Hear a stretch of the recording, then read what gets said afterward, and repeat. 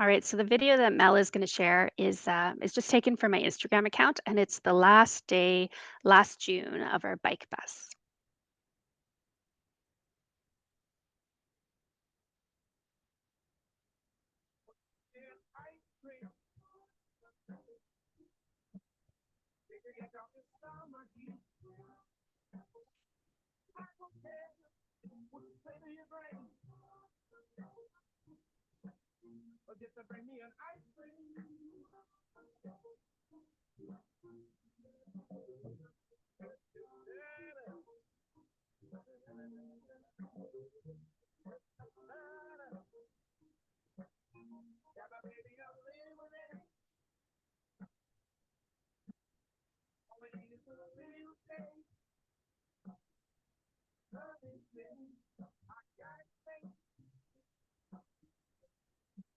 Had to do a little shout out there to the people that funded that.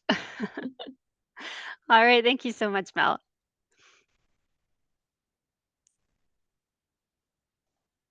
For that, back over to you. Awesome. Okay, I think we're all seeing my screen again. Yes, indeed. Perfect. Okay, so I just wanted to give you a little insight, a little visual about what it is that I'm talking about. So that was our biggest and our last and most recent bike bus. But what does it mean in practical terms? So a bike bus is basically the same idea as a bus route, except every participant is on a bike. And so we follow a route. This is an example of our bike bus route for École Prémaché. We have a route, and there are different stops that are marked on that route, and we have different times for those stops. So parents and children know when to be at that place and for what time. And we guarantee that we won't leave before that time, but we are often late. It's just the way it goes when you're having fun. We also communicate which dates that the bike bus will be running. So here on the left is an example of the bike bus for École Prémaché. And here on the right is a bike bus that we ran for the staff and Louis Riel School Division for a PD day we were having downtown. So this is an example of the location and the times. This it doesn't have to be overly complicated, but I would suggest a visual map and as well as specific locations like a park or like here we say I would know Jimikana, but I would probably communicate exactly where on that road but because like I just kind of gave a little example here, but in email, I would be much more specific. And a map really helps with that as well. Parents have a huge role in this. In fact, it's the only way we were able to convince our school to go ahead with the Velobus bike bus was because we were involving parents. So the rule that we came up with was that every child who participates in the bike bus has to be accompanied by an adult. Now, it doesn't have to be a one-to-one ratio. Like if you have more than one kid at home, you can just take them all. If your neighbor can't come, but their child wants to participate, you can take over the responsibility of that child in the bike bus. It's very similar how we ask parents to drive their kids to school or get their kids to school if they don't take the bus. We don't ask them, okay, did your neighbor drop you off or did your mom drop you off? We just assume an adult took care of them and made sure that they got to school safely. So we were taking kind of the same philosophy there. But it is really important because it ensures we have a good ratio between adult and children on the bike bus to ensure safety. And it also means that if there is a breakdown, like if a child's bike gets a flat tire and we can't stop the entire bike bus, that means that that parent will stay with that student until that situation gets fixed. And then they can join us later on through the bike route. We couldn't do that if it wasn't for parents. We also ask parents that they notify the school if they're taking the bike bus home. And that's just because this is one of the trial and error things we discovered. It's because sometimes the buses thought that they were still waiting for a student to come. So we just ask that the parents phone the school and say, my kid's taking the bike bus home. That's noted and that's communicated. And that resolves a lot of conflicts with the bus drivers. Parents don't have to tell us ahead of time if they're planning to come in the morning or afternoon. They just have to communicate their decision with the office so we know that the kids are being accounted for. It also means that we have to communicate to them if there's a cancellation. So we guarantee that by 7 a.m., there will be an email sent out saying if the bike bus is canceled. And that could be due for bad weather conditions in the morning or in the afternoon. So for one time we had to cancel the bike bus because there was supposed to be quite a good chance of a severe storm right when we would be coming back from our bike bus. So the morning was clear, but the way back wasn't. And so we just made the decision to cancel that day. We also had to cancel due to smoke this year, which was a new one for us. Parents also have a role when we're riding on the streets to take the center part of the lane, and that students stay on the curbside. So then again, just to ensure safety on the road and just be that physical presence there. And I think that's it. Yeah. So really, really important that you have parent buy-in. Safety, how do we ensure safety on the roads? Well, we do follow the best practices recommended by Bike Winnipeg, and I'll go over a couple of those later on. And they have a lot of resources online if you're interested in looking into that. We provide reflective vests for the parents. That's something the school purchases for them. We don't enforce that they wear them, but it is considered kind of like a gift, a thank you for participating in the bike bus. And I find that most of them do. It helps us to stay more visual on the road and people see us coming. We also had to add walkie talkies because our group got too big. So that's a good problem to have. And they're kind of fun. They make you feel like a boss. You get to talk to the front of the bus and say, "Oh, you're going too fast," or "Oh, we had a breakdown. Can you hold up at the next stoplight?" So that was a really good addition to ensure safety.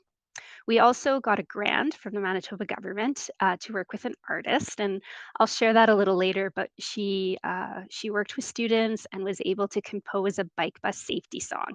So instead of me talking about the safety rules at every stop, we sing the song together, which has been a really fun addition. We also bring speakers and loud, peppy music. So not only does that add to the general party vibe, but it also helps everybody on the roads know that we're coming. They can hear us and they can see us and they're wondering what it's about and they're pausing and making sure that they give us enough space. We also have some training opportunities available through Bike Winnipeg in the city. So we share those opportunities with parents who want a little bit more experience or some training about how to be bike marshals. And I have to say, this is our fourth year doing it. So the first couple of years were the hardest for making sure that parents were comfortable in that bike marshaling role. But now that we're in year four, we have so many who have ridden with us year after year that it's almost like we're training the new batch of parents ourselves because they'll just join us and then see the confident parents do it. And then when they feel comfortable, they can join in to help stop cars at intersections. We do also communicate, and I will say I insist that students be able to ride bikes independently if they want to join and ride with the bike bus.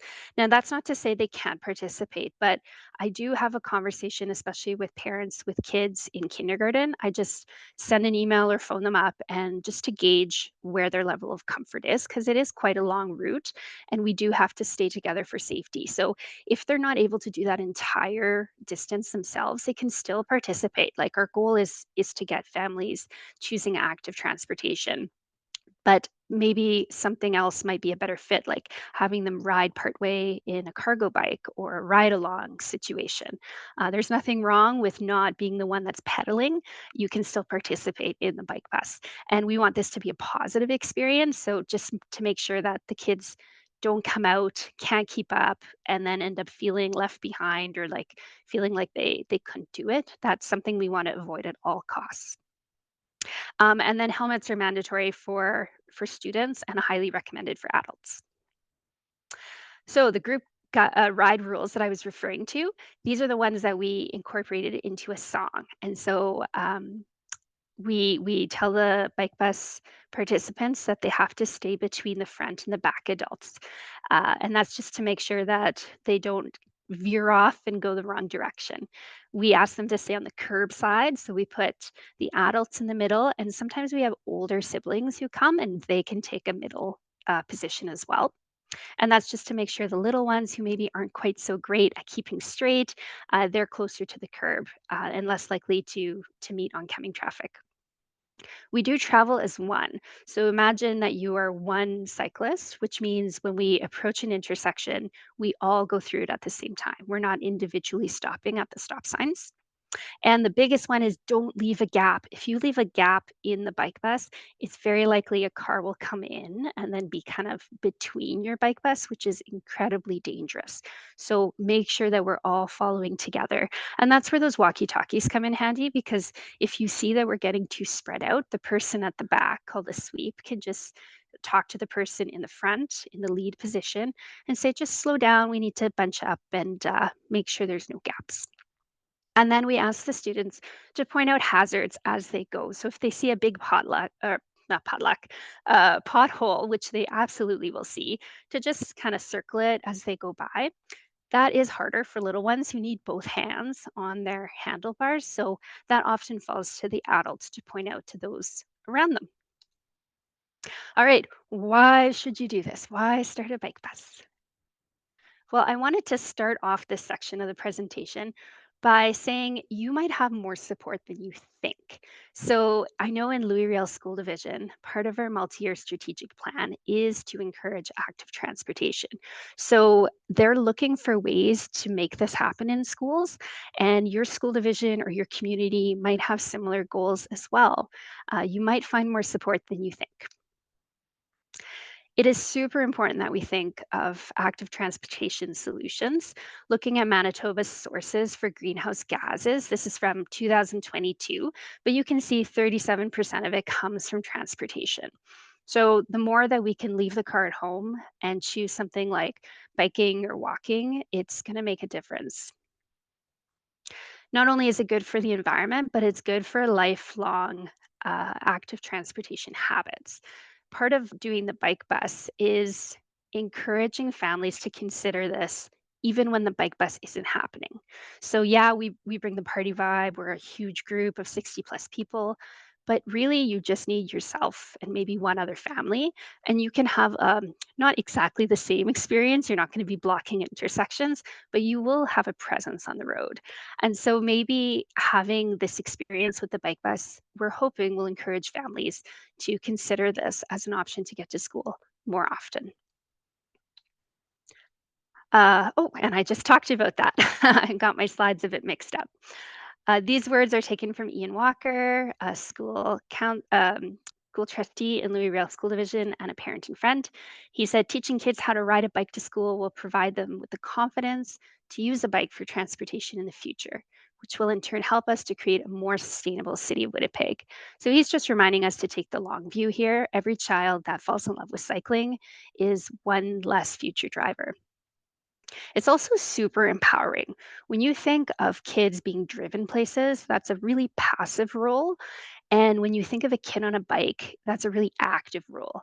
Even something as simple as, will I go through that pothole or will I go around it? There's choice in that, and there's a bit of risky play in that as well. And I mentioned too that the kids love it. They call it the party bus, and it's a highlight of our school year. It also builds community. The families that take part in the family bus are tight, and I can hear them talk about their plans for the weekend. I hear kids talking, arranging play dates as we're going on the bike bus. So it facilitates connection within the community and it helps parents find each other. So if they want to advocate for other active transportation or green initiatives in the school division, they know who they are now. They've connected. I also wanted to share these two things. I don't really have a source for them. They came across my social media feed. But the one here on the right shows how a child might experience the city as a blur if they're in that passive passenger role. Whereas if they slow down, if they're given agency, if they're allowed to be on a bicycle, suddenly their world becomes textured. They get to see the people that they share this corner of Canada with, and they get to see what makes up their community. Um, on the left here, uh, they had asked students to draw a picture of their community, and those who were driven drove very drew very road focused drawings, but those who walk to school were able to show all of these different nuances in their community, pieces that made up their town or their village.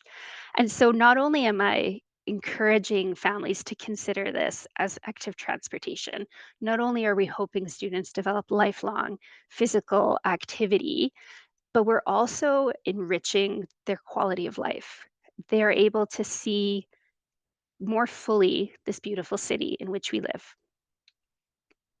So, next section is about our bike bus here at École Provencher. It was started in May 2023. It was a conversation between Ian Walker and myself. At the time, I was a teacher librarian and he was a parent. He's very involved with Bike Winnipeg and he is now one of the school trustees for Louis Riel School Division. But when we started this, he wasn't. We just got to talking. We knew about the idea and we thought, maybe we should try it here. So we started with 4 Fridays in June. We had 15 people on our first bike bus, and we were super psyched about that. Like, we were so excited. And then we just kept doing it. And so, our last ride in 2025, we had over 60 people, which is just a bit mind boggling when I look at that number. I do also want to emphasize that it's not about numbers. I know I just shared that, but it's really about the impact you're making in students' lives and in your school community. And if you only have 15 people, then those 15 people are going to benefit, and that there's value in that. One thing we started doing kind of by accident is that we would have special guests come along with us. So this is Bike Mayor of Winnipeg, Patty Weens. We had Officer Hees come out and join us. We had our MLA, Robert Loisel, and our councillor, Matt Allard. And we had some school trustees, Ian Walker, obviously, as well as Ryan Palmquist. And then, oops, wrong way. Last year, we added another school. So we are a two-school bike bus. And this was just a natural, logical progression because École Provencher is kindergarten to grade 4. And then the students go from grade 5 to grade 8 to École Henri Bergeron. And so a lot of those kids were graduating Provencher and then going to École Henri Bergeron and really missing participating in the bike bus. And they often had siblings like in both schools. And so we had always kind of stopped there for those kids that wanted to jump in and join their families. But this year we made it official and all of our communication was shared with École Henri Bergeron and the principal invited families and promoted it the same way as our school did. So that was kind of fun to see some of those former students. We also got a lot of fun publicity. So I wanted to share a little video. It is in French. Okay, I have it over here. So if you don't speak French, sorry, you can look at the pictures. This is not last year, the year before, and it's by French CBC Radio.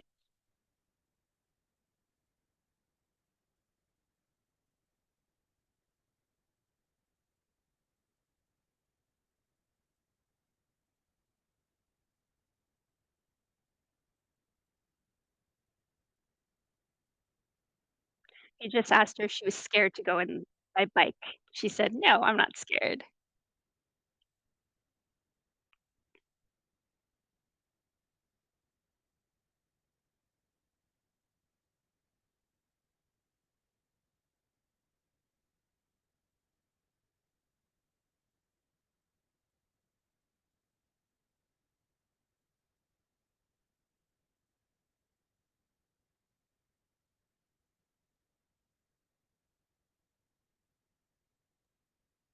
We may be missing the audio, Suzanne. Is there like an in?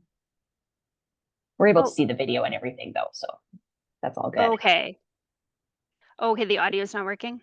Just on the Zoom file, it's not. It might just be the in Zoom setting. Okay, that's okay. But we can see We've the seen a video. little It's bit about great. it. Yeah. Okay. All right, maybe we'll just keep going then. Whoops. Are we back in the PowerPoint? You can see that now? You are indeed. Awesome. Okay, so I also wanted to share about the bike bus safety song. Super excited to work with the environmental musician last year. She came in and did a little workshop with the grade 4 students, and then they co-wrote this song. So I'm going to play part of it for you. Hopefully the audio works on this.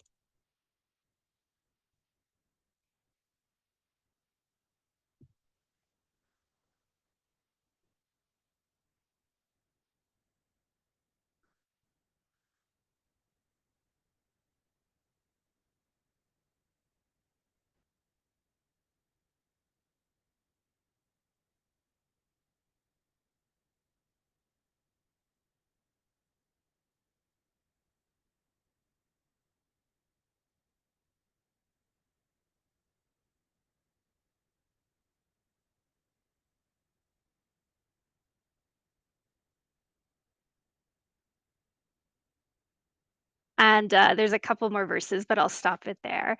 It was really fun though, because as we sang it at each stop, it kind of evolved, and so the kids started ringing their bells after we went, "This is our bike bus safety song," and then they would go, "Bring, bring."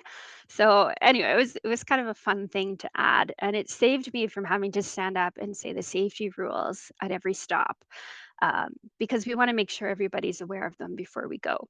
So all of these verses and choruses, those reflect those same group ride safety principles, like not leaving gaps and staying on the curbside and riding together as a group. Oh, yeah. The other thing that was also added was a bike cage. We had so many parents say, we love cycling, and they got excited after the bike bus, but were they were expressing that they felt uncomfortable leaving their bikes at school. And so that was a big barrier for them choosing active transportation more. So we communicated that with the division. And then finally last year, they added this bike cage. I'm not entirely convinced it's going to fit all the bikes that participate in the bike bus, but it's definitely a step in the right direction. Okay, next section is talking about suggested timelines. So, if you were interested in starting a bike bus in your community or at your school, I would say maybe February or March, like when the sun starts coming back and you start dreaming about gardening, that would be a good time to start having some conversations. And I would say just notice who is already riding their bikes to work or to school, and have a little conversation, a little opener, asking them if this is something they would like to be involved with. And the more stakeholders you can involve, the better. So if you can get some parents, if you can get some colleagues, if you can get admin talking about this, you will have a better, more likely chance of success, a better experience. And I would say start by dreaming big, maybe sharing some of the information you heard today, maybe dreaming about where the roots could be. Nothing finalized, but just create some excitement and let yourself brainstorm a bit. Once you have a rough plan, go talk to your admin. And in April, I would suggest sending out a survey. So we do this every year, even though we've run our bike bus multiple years. And it's a super important tool for us to use. In that survey, we ask for people to share. Oh, I'm in a school. There might be some announcements too. We ask people to share their address. This helps us with route planning. We can't guarantee that we will go exactly where everybody lives, but we can kind of tailor our route to get the most people. We also ask the age and grade of the student, and this helps me with, I think I shared before, just contacting those really young ones to make sure that the parents know what they're signing up for and that it will be a positive experience. And then we also ask if the parent is volunteering. So, yes, every child has to be associated with an adult, but it also helps us to know ahead of time. Yeah, I'm going to be there and I'm going to be helping. And then we know how many vests to order, and we know that we can do this safely. And then in the first year, we hosted like a Teams meeting, and it was question and answer for anybody who maybe wasn't sure about what a bike bus was and maybe had some questions about the safety. In April, I would say it's time to make decisions. So finalize that route and the stops. Make sure you're picking calm streets and less busy intersections, even if that means a longer route. We want to minimize the interactions between vehicles and the bike bus. Also, make sure to pick locations where people can congregate. So, parks, schools, places where kids can wait on their bikes or play while they're waiting are much better than like a boulevard or somewhere that's really close and busy or close to a busy road. I would also suggest you ride the route. It is a slow ride, the bike bus. You're not going very fast at all, maybe 12 kilometers an hour. So just give it a go at that speed and check to see if your stop times are accurate. You can make changes as you go. We've even moved stops in mid bike bus season, but it's always more smoothly if you do all of that work ahead of time. In April, May, you need to start getting ready. So, purchasing equipment you might need, like walkie talkies or vests, maybe sharing training opportunities, like the ones offered through Bike Winnipeg, or organizing your own training opportunities for parents. And then also just finalize your policy about inclement weather.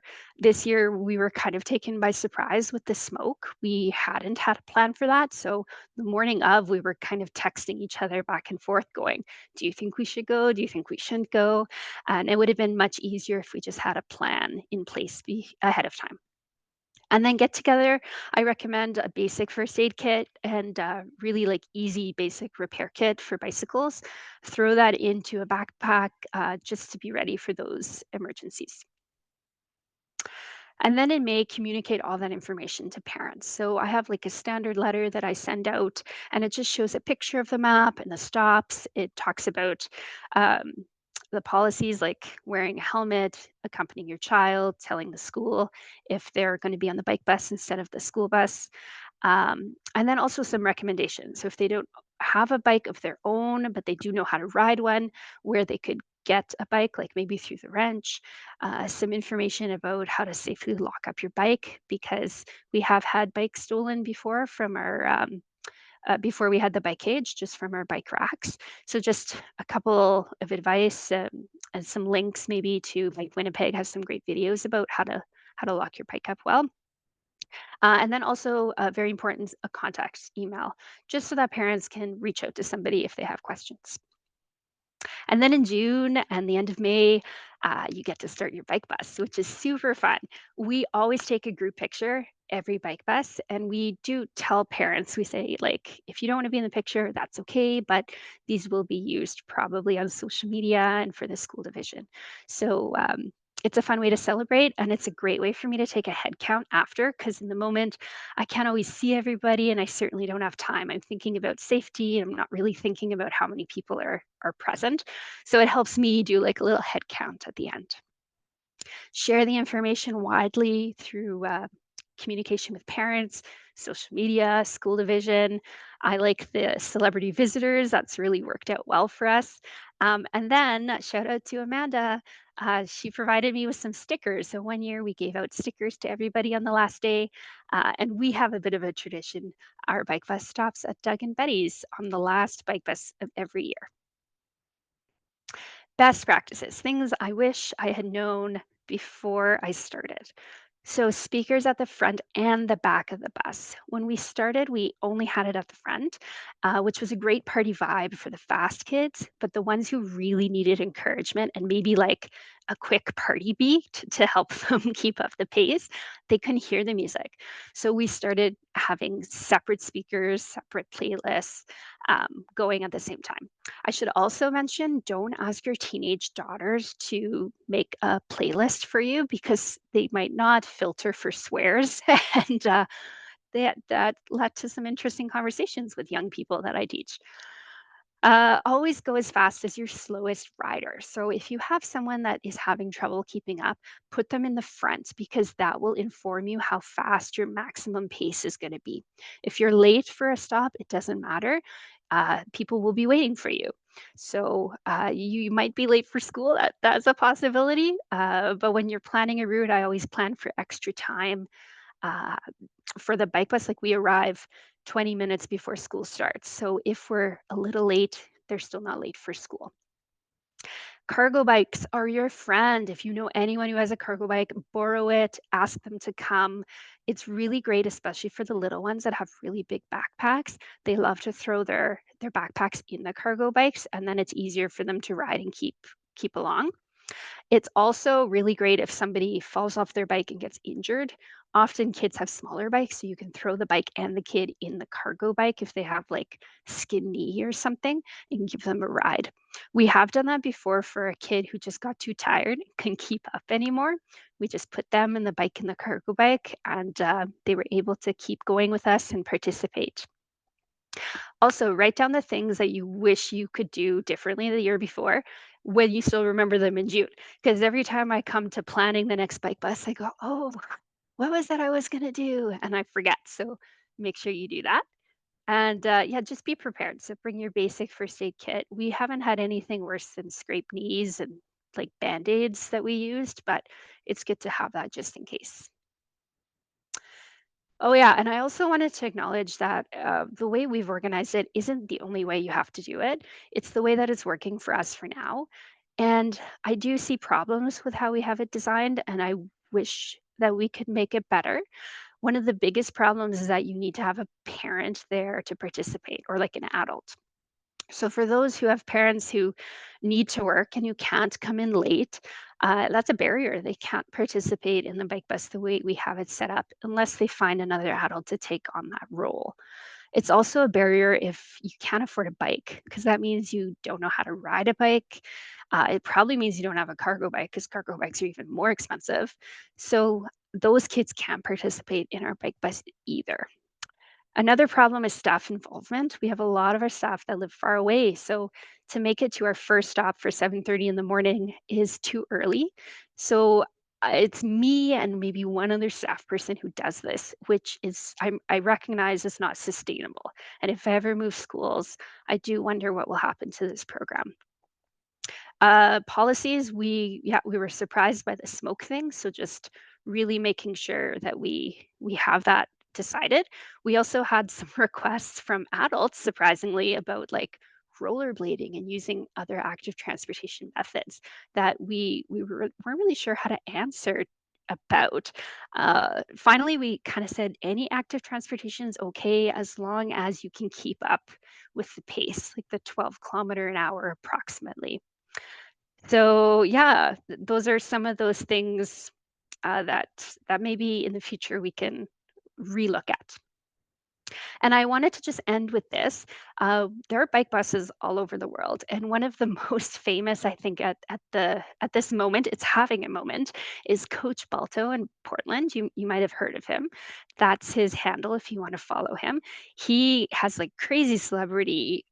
People come join the bike bus, and his bike bus is enormous. He does it every day. But I wanted to share this quote with him or with you from him. I've always felt like something was missing in student transportation. People are craving more community centered options for how their children get to school. And I 100% agree with that. Bike bus days are my favorite days. They warm my heart. I count down until that part of the year comes again. It is really a party bus. Yeah, so if you're interested, there's a bunch of videos.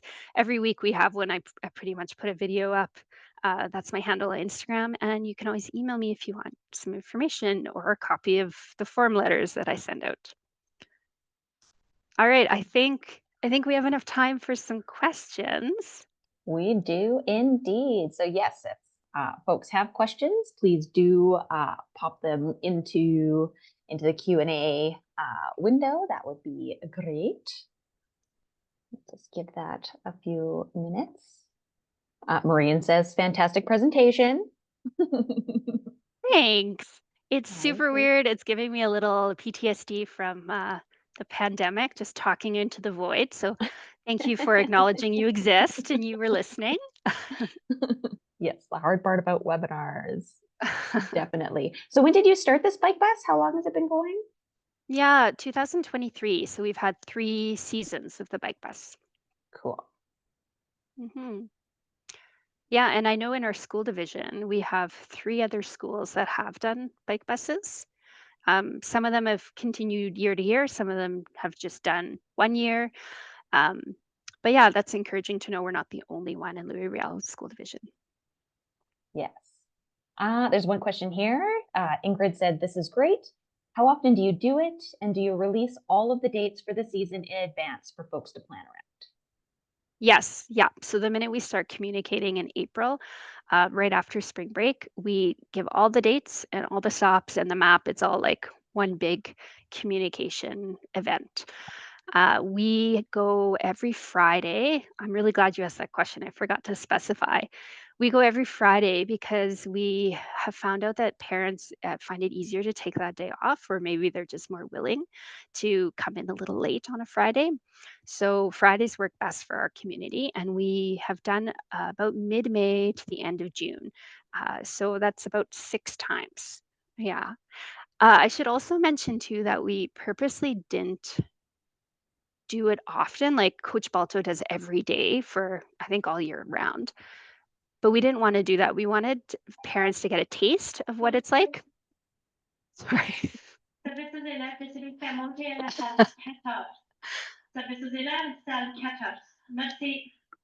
Surprises when you work at a school, Yeah. right? Um, yeah, we wanted parents to get a taste of what it could be to choose active transportation. We didn't wanna be the people that filled that need all the time. We wanted them to give them a taste so that they made that choice for themselves more often. So that's why we picked the nice bike weather, May and June, and the Fridays, just to ensure our best chance of making it a positive experience. Awesome. I'll answer Amanda's question here. She's just asking about the presentation and getting a copy. And yes, so we're going to, we do reach out to everybody after the presentations to send a little summary, but then GoTober is running all October long. And then we're going to summarize the entire month on a blog post at our Green Action Center website. So we've had some great webinars this month on carpooling, on transit, uh, cycling for like adults. If you're looking to do this to get to work, we had Mark Coho from Bike Winnipeg come in. So we'll have all of those summaries in the page.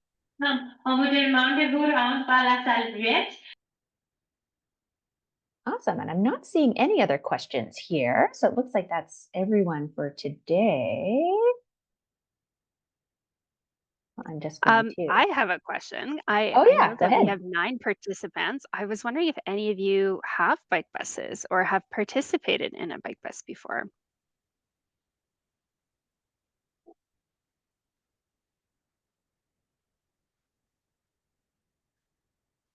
Can feel free to go in the chat there. I can allow, I'll just allow folks to talk. There's not too many of us here. Oh, right, I forgot. That might be a thing. It's the teacher in me. Yeah. Yeah, if anybody Mm, wants to no I have pressure. a bike club, but I don't have a bike bus. But it's something that we're interested in, so I want to get all your details. Cool. Yeah, I love that idea too of a bike club. And for some communities, a bike bus isn't a good fit. Like parents just can't get away from work. Uh, or they have really great active transportation routes and kids can independently come to school. And this isn't needed, right? So for some schools, yeah, bike club is a great alternative. So it's really it's encouraging to hear that you already have that in place.